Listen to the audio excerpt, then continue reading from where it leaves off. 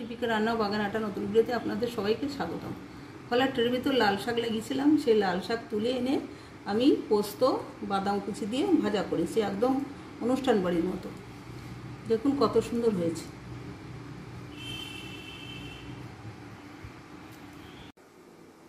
বন্ধুরা, আমি লাল শাকটা ফলের ট্রের থেকে তুলে নিয়েছি। এখন লাল শাকটা আমি ভাজা করব। কড়াইতে দিয়ে দিচ্ছি পোস্তটাকে আমি একটু রোস্ট করে নেব।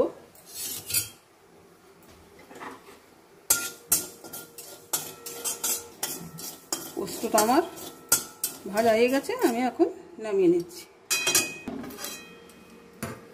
দিয়ে দিচ্ছি সর্ষের তেল,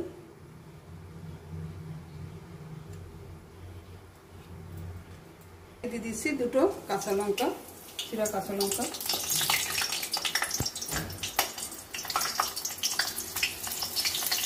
একটা শুকনো লঙ্কা,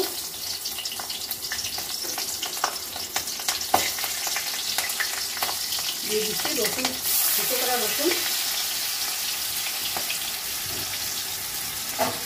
রসুনটা একটু লাল লাল করে দিয়ে নেব।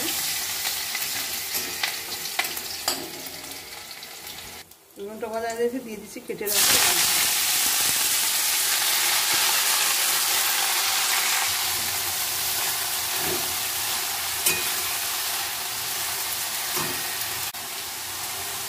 পরিমাণ মতো হলুদ গুঁড়ো ও পরিমাণ মতো নুন,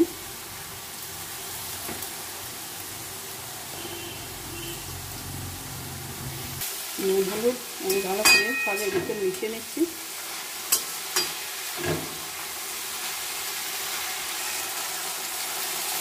এবার ঢাকা দিয়ে কিছুক্ষণ রান্না করবো।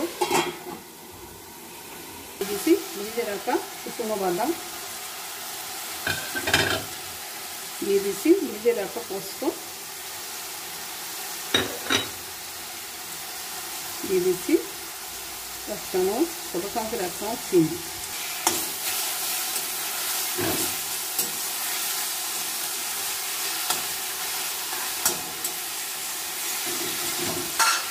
একদম কতটা পেয়ে গেল তুমি।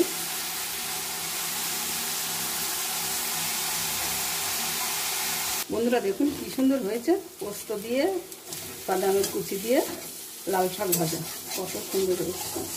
আমি যেভাবে করেছি আপনারা এইভাবে করে খেয়ে দেখবেন, আশা করি ভালো লাগবে। আর আমার ভিডিওটি ভালো লাগলে লাইক আর শেয়ার করবেন, চ্যানেলে নতুন হলে সাবস্ক্রাইব করে অল অপশানটি প্রেস করবেন। ধন্যবাদ, সবাই ভালো থাকবেন।